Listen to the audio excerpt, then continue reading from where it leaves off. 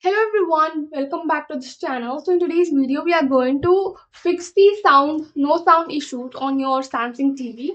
So fix one is you can soft reboot the TV. To soft reboot, you need to unplug it from the main source, wait for a few seconds and then try plugging it in back and then try turning it on using the remote or the TV. The next fix is you can go to settings and perform a sound test. So go to settings and then go to support, and here you can find self diagnosis, and then you can also find start sound test and click on it. So this will solve the issues, or else you can go to settings and then go to support. Here you can find this sound output.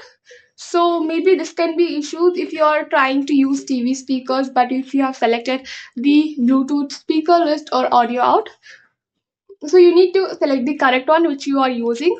So it's better you use TV speaker. Click on TV speaker. After that, you can select the sound mode. So amplify is the so you can go to settings, and then amplify is the most suitable for all the environments. So you can select amplified one, and after selecting the sound mode, you can go to expert settings and then try balancing the sound. Make sure that this is not neither too at the left or not too at the right, and then click on reset.